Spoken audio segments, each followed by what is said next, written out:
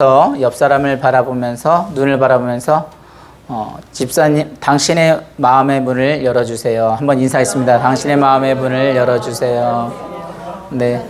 또 답변도 한번 하셔야죠. 자, 옆 사람의 눈을 보면서 다시 하겠습니다. 너나 잘하세요. 네. 네. 자, 일주일 동안도 잘 지내셨죠? 네. 우리가 그 말 한마디라는 제목의 글을 보셨을 거예요. 부주의한 말 한마디가 싸움의 시작이 되어지고 또 잔인한 말 한마디가 우리들의 삶을 파괴합니다. 그리고 쓰디쓴 말 한마디가 징후의 씨앗이 되고 무례한 말 한마디가 사랑의 불을 꺼버립니다. 반면에 은혜로운 말 한마디에 우리의 영혼의 마음이 평탄케 되어지고요. 즐거운 말 한마디가 하루를 신나게 합니다. 그리고 적절한 시기에 말 한마디가 마음의 문을 활짝 열어주죠. 그리고 사랑의 말 한마디가 축복의 시작이 된다고 말을 합니다. 이처럼 말에는 엄청난 힘이 있어요. 그래서 이 말에는 파괴력도 가지고 있고 창조력도 가지고 있습니다. 다시 말해서 우리가 여러분 혹시 누군가로부터 비방을 듣거나 어떤 욕설을 듣고 혹시 손을 부들부들 떨어본 적이 있나요? 심장의 맥동이 막 파박파박 막 빨리빨리 뛰면서 혹시 더 며칠 동안 잠을 못 이루어 본 적이 있나요?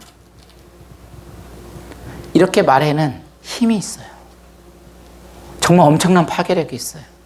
반면에 정말 따뜻한 말 한마디가 진짜 위로가 되어지고 또 사랑의 말 한마디가 정말 큰 힘이 되어지는 것처럼 정말 용기를 복돋우는 말은 이런 똑같은 말인데 언어로서 그 창조의 어떤 힘들이 있죠. 그러니까 언어는 한마디로 뭐예요? 힘이 있다는 거예요. 말한 대로 이루어진다. 천년빛이 갚는다. 한마디로 천년 또 한 걸음부터 천리부터 다 언어에 대한 중요성을 말을 하는 거죠. 근데 사람의 언어도 이 정도인데 하물며 하나님의 언어는 어느 정도겠습니까? 사실 이거 비교할 수 없는 그런 자체죠. 창세기 1장 태초에 하나님의 말씀으로 창조하시니라. 천지를 창조하시니라. 요한복음 1장 1절 태초에 말씀이 계시니 이 말씀이 하나님과 함께 계셨으니 이 말씀은 곧 하나님이시니라. 성경이 하나님의 말씀입니다. 우리는 하나님의 말씀을 소유한 사람들이에요. 근데 이 말씀이 또 하나님이시라는데 근데 그럼에도 불구하고 이 하나님의 말씀 엄청난 소유한 그런 말씀인데 왜 이 말씀을 내 것으로 받아들이지 못할까? 우리가 매해가 첫 해가 되면 뭐를 시작해요? 성경 읽기를 시작합니다. 예를 들어 창세기부터 시작을 한다면 창세기 어때요? 천지창조부터 읽을만해요. 재밌어요. 출애굽기 가면 애굽의 사람들을 하나님께 이끌으시는 과정 가운데 너무 재밌어요. 근데 문제는 뭐예요? 레위기만 가면 이제 제사는 어떻게 지내야 되고 이건 어떻게 되고 지루하기 시작해요. 아니면 또 마태복음을 읽어야다. 마태복음을 읽는데 어떻게 돼요? 1장 1절부터 있는데 낳고 또 낳고 1장 25절까지 있는데 18절까지 다 낳고예요. 성경을 읽으실 때 꼭 창세기부터 아니면 마태복음부터 안 읽으셔도 상관없어요. 그냥 여러분이 정말 감동이 오는 대로 그냥 띄엄띄엄 읽으셔도 상관이 없어요. 근데 우리가 이처럼 이렇게 말의 언어가 중요하다고 했는데 여러분 이게 언어를 배우려면 최소한 몇 년이 걸릴 것 같아요. 언어를 배우려고 말을 하려고 하면 최소한 2년이 필요하다고 합니다. 그런데 이 말을 듣는 것은 얼마나 걸릴 것 같아요? 우리 권사님, 이명장 권사님 말을 듣는 건 얼마나 걸릴 것 같아요? 네, 모르겠다고 하지만 이 말을 듣는 것이 자그마치 80년이 걸린다는 거예요. 다시 말해서 그만큼 이 말을 듣는 것이 어렵다는 거죠. 경청하는 것이 어렵다는 거죠. 그래서 오늘은 이 바디모의 사건을 통해서 예수님의 시각으로 아니면 다양한 믿음으로 보는 사람도 있고 또 하늘나라의 개념으로 보는 사람도 있는데 이 예수님의 시각으로 오늘 또 말의 언어의 그런 부분으로 한번 보려고 그래요. 그래서 예수님이 어떤 시각으로 이런 바디메오를 봤는지를 통해서 또 은혜의 말씀을 나누기를 원합니다. 오늘 첫 본문 48절이었나요? 49절 같이 한번 읽습니다. 시작. 예수께서 머물러 서서 그를 부르라 하시니 그들이 그 맹인을 부르며 이르되 안심하고 일어나라 그가 너를 부르신다 하매. 지금 이 상황이 어떤 상황이냐면 예수님이 한 무리를 데리고 이제 여리고성을 올라가다가 거기에 길가에 앉은 누구 있어요? 바디메오가 있었어요. 맹인이라고 하지 말라고 했죠. 그때 초청을 하니까 시각장애인이라고. 시각장애인은 바디메오가 있었는데 어떤 소리를 들었냐면 나사렛 예수라는 소리를 들었어요. 그리고 다윗의 자손 예수시여 나를 불쌍히 여기소서라고 말을 합니다. 근데 여기서도 재밌어요. 이게 나사렛 예수시라는 거, 사실 나사렛은 어떤 곳이에요? 나사렛과 예루살렘인데 나사렛은 사실 엄청 촌동네예요. 달동네, 오늘날로 말하면. 이 예루살렘은 도시적인 의미예요. 그래서 우리들도 누군가를 부를 때는 어떻게 돼요? 그 앞에 무슨 설명을 하잖아요. 예를 들어 달라스 우리교회 담임 목사 하면은 이 달라스 우리교회가 뭐예요? 어떤 저를 뭐 이렇게 나타내 주는 말처럼 어떤 큰 걸로 우리는 뭐 더 좋은 것으로 표현되기를 원하는 그런 부분이 있을 거예요. 그런데 이 나사렛은 예수라는 소리를 듣고 시각대신에 야야야 나사렛 예수래 나사렛 예수래 뭐 보지는 못하니까 이 소리를 듣는 거죠. 그런데 그 나사렛 예수시를 듣고 어떻게 했다고요? 다윗의 자손 예수시여. 여기에도 의미들이 있겠죠. 이 나사렛 예수시를 이제 다윗의 자손으로 이사야를 보게 되면 그 다윗의 자손으로부터 그리스도가 나온다는 이런 고백 속에서 나와지는데 이런 부분이 있다가 조금 설명을 드리고요. 어쨌든 다윗의 자손 예수시여 나를 불쌍히 여기소서 이렇게 하는데 많은 제자들이 같이 갔단 말이에요. 같이 가는데 그 예수님만이 그 소리를 들었어요. 이 사람들은 제자들은 그런 소리를 못 들었을까요? 똑같이 들었어요. 그런데 뭐라 했냐면 굳이 잠잠히 이르라고 했어요. 그러니까 무슨 소리 들렸을까요? 나를 불쌍히 여겨달라고 하는데 그 제자들은 무슨 소리로 들렸을까요? 돈 한 푼만 주십시오. 도와주세요. 아마 그런 소리로 들렸을 거예요. 근데 예수님은 그 자리에 뭐 했다고요? 머물러 서서. 듣는 거는 그 사람의 자리에 머무르는 거다. 이 경청이라는 것은 한문으로도 풀어보니까 경자가 무슨 경자예요? 기울일 경. 청자는 들을 청. 그래서 저도 한문은 다 못 쓰는데 그 한문을 찾아보니까 어떻게 되냐면 마음심, 그 다음에 귀, 그 다음에 십자가 그런 거 다 들어있어요. 그러니까 이 듣는다는 건 뭐냐면 나의 마음과 온 마음 정성을 다해서 뭐예요? 그 사람 앞에 시간을 내어주는 거예요. 그게 진짜 듣는 거더라고요. 그 자리에 머물러 서는 거. 그래서 사랑의 조건은 다른 게 아니라 정말 잘 듣는 거더라고요. 근데 제자들은 그 소리가 들리질 않아요. 예수님만이 그 소리를 들었습니다. 어떤 한 사람이 회사에 나가서 일을 하다가 사람들이 이런 이야기를 합니다. 남자들은 하루에 사용하는 단어가 몇 단어라고요? 15,000단어. 여자들은 사용하는 단어가 몇 단어예요? 3만 단어가 된다고 합니다. 그래서 그 여자들이 말이 많으니까 이 말도 조심스럽죠. 네. 이렇게 했는데 아내가 그 소리를 듣고 남편이 이제 회사에서 그 소리를 듣고 아내에게 말을 했어요. 그러니까 그 아내가 자기는 그 이유를 알겠다는 거예요. 뭐라고 말을 했을까요? 네. 이 남편들이 꼭 똑같은 말을 2번 하게 하니까 그러니까 여자들이 2배를 말을 한다는 거죠. 그랬더니 이 남자가 또 거기에 대해서 말을 합니다. 뭐라고 말을 했을까요? 뭐라고 말을 했을까요? 뭐라고? 무슨 소리예요? 뭐라고? 남자들이요 정말 이 듣는 걸 이렇게 쉽지 않아요. 저도 사실 많이 부족한 부분이고 늘 와이프도 얘기를 해보면 한마디 하면 되는데 저는 꼭 2-3번 확인을 하는 차원에서 2-3번 들으려고 하고 뭐 여기에 대한 언어에 대한 말들은 엄청 많아요.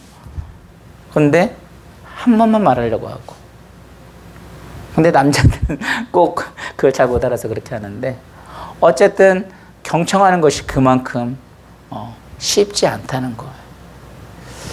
또 하나, 우리 지금 유진이 자매가 왔잖아요. 유진 자매가 가끔 주중에 와서 저를 만나는데, 너는 왜 목사님이 좋냐라고 했더니 자기를 이해를 해주니까. 다시 말해서 자기의 말을 들어주니까. 그래서 우리가 어떤 시작하는 것들은 정말 상대의 말을 귀를 기울여서 그 자리에 머물러 서서 정말 들어주는 것이 정말 중요하구나. 그것이 사랑의 시작이고, 우리가 어떤 복음에 통해서 정말 전도가 원한다면 그것이 시작이 되어지는구나.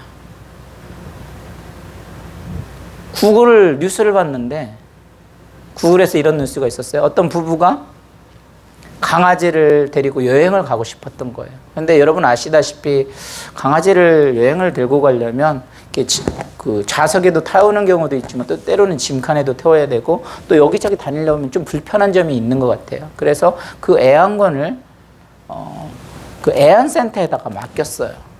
근데 애완센터에 맡기고 부부가 여행을 하는 중에 연락이 왔어요. 뭐라고 연락이 왔을까요? 그 강아지가 죽었다는 거예요. 근데 그 강아지가 왜 죽었는가 했더니 테이블에서 떨어져서 죽었다고 연락이 왔어요. 근데 이 주인 너무 속상한 거예요. 그게 믿겨지지 않는 거예요. 그래서 어떻게 했냐면 거기에 있는 카메라를 보자고 해서 리뷰를 서치를 했던 거예요. 어떤 일이 일어났을까요?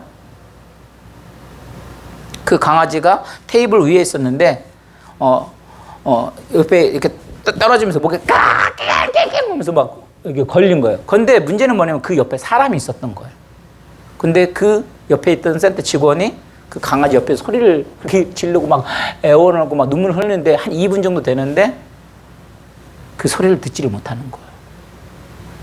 우리들이 어떤 사회에 대해서 어떤 누군가가 왔을 때 사실 나하고 상관이 없다고 하니까 하나의 뉴스로만 접하다 보니까 귀가 안 기울여지는 거거든요. 관심이 없는 거거든요. 그래서 정말 어떤 관계를 높이고 소통을 넓히는 것은 정말 그 사람의 자리에 머물러서 정말 귀를 기울여 주는 거다. 그래서 예수님이 이런 마음으로 했을 때 역사가 시작이 되어지더라고요. 두 번째 51절을 한번 같이 읽어보겠습니다. 시작. 예수께서 말씀하여 이르시되 내가 무엇을 하여 주기를 원하느냐. 맹인이 이르되 선생님이여 보기를 원하나이다. 두 번째는 한마디로 마음의 소리를 듣는 거예요. 예수께서 말씀하시려되 사실 예수님이 그 맹인이 원하는 마음을 알으셨을까요? 모르셨을까요? 알으셨어요. 맹인들은 그 마음을 알았을까? 몰랐을까요? 당연히 알았던 거죠. 그런데 제자들은 정말 그 사람이 그 마음을 알았을까? 몰랐을까요? 제 생각에는 별로 관심도 없었을 것 같아요. 말은 어떻게 보면 때로는 돌려 말하는 부분도 정말 중요하다라는 생각도 들어가요. 그러니까 말하지 않아도 알아. 그 초코파이 선전하는 것처럼 우리가 늘 말을 할 때는 예를 들어 상대에게 무슨 말을 하는데 충고를 해주고 조언을 하더라도 좋아요. 근데 그 마음은 뭐예요? 정말 그를 사랑하는 마음으로 말을 하는데 자칫 잘못하면 그 친구가 그 말을 받아들여서 어떤 소화를 하고 받아들여내면 좋은데 그 친구가 그 마음을 받아들일 자세가 되어 있지 않다면 이 예수님처럼 돌려 말하는 부분도 중요한 것 같아요. 무슨 소리인지 이해되세요? 쓰레기가 꽉 찼네. 무슨 소리일까요? 여보, 쓰레기통 좀 버려주세요. 쓰레기통이 꽉 찼네라는 건 쓰레기통을 버려주세요라는 말 하지 않았지만 그걸 꿰뚫을 수 있는 우리는 능력을 가져야 돼요. 보니까 삶을 살아다 보니까. 여보, 나 지금 너무 아파. 무슨 소리예요? 여보, 지금 당장 가가지고 약국에서 약 사와. 약 안 사오면 나 당신 죽여버릴 거야. 이런 소리를 들을 수 있어야 한다는 거예요. 여보, 이 옷이 이뻐. 이 옷이 이뻐? 집사님, 뭐라고 말을 해야 할까요? 그거 두 개 다 사. 두 개 다 사. 물론 그 두 개 다 사. 그런 부분도 중요하지만 변상철 목사님, 이럴 때는 뭐라고 말을 해야 할 것 같아요? 이 옷 디테일하게 말을 해야 하더라고요. 제가 그런 걸 잘 몰랐는데, 여보, 그 이 옷은 정말 젊어 보이고, 뭐, 탯줄이, 뭐, 줄무늬가 당신하고, 뭐, 키하고 너무 잘 어울리고, 막 이 디테일하게, 저도 그런 표현을 못 하는데, 디테일하게 말을 다 해줘야 돼요. 그리고 이 파란 옷, 얘를 빨간 옷과 파란 옷이 있었으면, 이 파란 옷은 어떻게 돼요? 또 다른, 그 머리를 막 쥐어짜내가지고 그 말들을 듣기를 원하는 거. 와, 근데 이래서 소통이 어렵더라고요. 근데 이 능력을 키워야겠더라고요. 맞아요. 이 세상 사는 게 정말 쉽지가 않더라고요. 네. 둘 다 사는 게 더 중요한데. 네, 둘 다 사는 게. 뭔가 그 마음을, 둘 다 마음이 사는 걸 원하고 있는데 그 말을 그렇게 말하지 않아요. 그게 문제야. 그러다 보니까 그 마음까지 우리는 뭐예요? 읽을 수 있어야 한다는 거예요. 그러니까 예수님이 뭐예요? 그 마음을 확인을 하는 거거든요. 몰라서 묻는 게 아니에요. 너가 고침받기를 원하느냐? 그래서 목회가 그런 것 같아요. 정말 그 사람이 왜 저 사람이 뭐가 필요한지를 이렇게 말을 당당하게 하시는 분도 있어요. 근데 말을 하게 되면 때로는 뭐예요? 직설적으로 돌직구를 던져버려가지고 어떻게 돼요? 그 사람이 상처를 받거든요. 아파하거든요. 그러면 그런 말들을 약간 돌려서 해야 할 필요성도 있고 그런 기술의 훈련도 필요하지만 또 우리 반대 입장에서는 뭐예요? 그가 말했을 때 지금 표면적으로 나한테 던지고 있지만 그래도 그 친구가 말을 해줄 땐 뭐예요? 나를 잘 되기를 원하는 마음, 그 마음을 읽을 수 있어야겠더라고요. 그렇지 않으면 상처받아가지고 이 세상을 살아가는 게 너무 어려워요. 저와 여러분들은 다른 사람들께 늘 말을 할 때 이게 훈련인 것 같아요. 돌직구를 던지기보다는 약간 돌려서 말할 수 있는 지혜가 필요하고 또 그 사람이 그 말을 받아들일 준비가 되어져 있다면 충고를 하면 좋아요. 격언을 해주면 좋아요. 우리가 계속해서 욥을 보고 있잖아요. 욥기를 보고 있잖아요. 근데 세 명의 친구들이 소다시나 빌다시나 그들이 다 이렇게 말을 해줄 때 핵심은 헛집었음에도 불구하고 진리가 있었어요. 근데 그런 진리를 선포를 해줄 때도 이런 마음, 어떤 상대를 배려하는 마음 가운데 약간 돌려서 말하는 그런 것이 있었다면 그분이 상처를 받지 않고 오히려 그 말을 받아들임을 통해서 더 하나님 앞에 나아가지 않을까라는 생각이 되어집니다. 그래서 저와 여러분들은 어떤 언어의 훈련을 통해서 또 상대를 배려해서 말을 돌려 말할 수 있고 때로는 그 사람이 그것이 준비되어져 있지 않다면 또 그 마음을 읽을 수 있는 능력을 키워나갈 수 있기를 오늘도 주의 이름으로 간절히 축원합니다. 52절 마지막 한 번 더 보겠습니다. 읽습니다. 시작. 예수께서 이르시되 가라 내 믿음이 너를 구원하였느니라 하시니 그가 곧 보게 되어 예수를 길에서 따르니라. 아멘. 예수님께서는 어떤 능력이 있었을까요? 아까 말대로 예수, 다윗의 자손 예수시여 나를 불쌍히 여기소서. 이 마음속에는 이미 예수님이 아니면 사실 고백할 수 없는 말이에요. 내 믿음이 너를 구원했다. 그리고 예수를 쫓았다. 따른다고 말을 하고 있습니다. 우리는 늘 이렇게 아픈 사람은 아픈 사람들은 뭐예요? 건강을 회복하려고 하는 그런 마음들이 있어요. 가난한 사람들은 부하고자 하는 마음들을 가지고 있어요. 그래서 늘 이렇게 낙심한 사람들은 어떤 소망을 갖고자 하는 말들이 있어요. 그래서 격려의 말을 또 소망의 말을, 긍정의 말을 해줘야 됩니다. 그래서 우리들이 이렇게 삶을 살아가다 보면 어떤 사람들은 말 한마디로 사람을 죽이는 사람이 있어요. 근데 어떤 사람은 그 말대로 그렇게 격려의 말 한마디로 그 사람을 살려내는 사람이 있어요. 그 사람을 우리는 뭐라고 해요? 상담가라고 말을 합니다. 오죽하면 이 사람들이 내 말을 안 들어주니까 돈을 내고 상담사를 찾아가겠습니까? 그래서 누군가에게 말을 할 때는 소망을 주는 말, 어떤 격려의 말을 주는 말. 예를 들어 제가 우리 권사님이 한 분이 병원을 입원을 하셨다. 그러면은 권사님 내가 이제 아파 죽겠는데 격려해 준다고 권사님 희망이 없네요. 내일 들어가시겠네요. 이렇게 되면 어떻게 돼? 그 사람은 거기에 실망이 돼요. 실제로 너무 아파서 죽을 것 같아서 그렇게 말해 준 거예요. 근데 그렇게 말하면 어떻게 되겠어요? 목사님이 사랑이 없다고 이제 오지 말라고 하겠죠. 그래도 소망이 있습니다. 예수님이 치유해 주실 거예요. 목사님이 뭐 능력이 없어서 그런 게 아니라 소망, 격려의 말을 해주는 거예요. 그럴 때 그 목사님을 더 신뢰하고 또 상대도 뭐예요? 그 말, 희망의 말을 붙들고 뭐예요? 창조력 있으니까 도전을 하고 일어나려고 하는 거예요. 넌 안 돼. 너 같은 사람 뭐가 되겠어? 야, 이 새끼야! 공부하지 마! 진짜 공부하지 마요? 공부하지 말라는 거예요? 너 정말 공부 열심히 해가지고 열심히 살아야 한다. 그런 말 아니겠어요? 우리는 그런 마음을 읽어야 하는 것처럼 늘 아까 말씀대로 소망의 말, 희망의 말, 같은 말인 긍정의 말로 바꾸셔서 정말 다시 한번 저도 많이 부족하지만 언어의 훈련을 통해서 우리가 승리할 수 있는 또 저와 여러분이 되기를 오늘도 주님의 이름으로 간절히 축원합니다. 우리 이 시간 함께 기도하겠습니다. 기도할 때 하나님, 우리들의 삶을 살아가다 보면 늘 이웃들에게 또 소망 있는 말을 통하여서 희망적인 말을 통하여서 격려의 말을 하기를 원합니다. 희망의 끈을 놓지 않게 하시고 비록 상황이 절망적이지만 우리에게는 살 소망이 있습니다.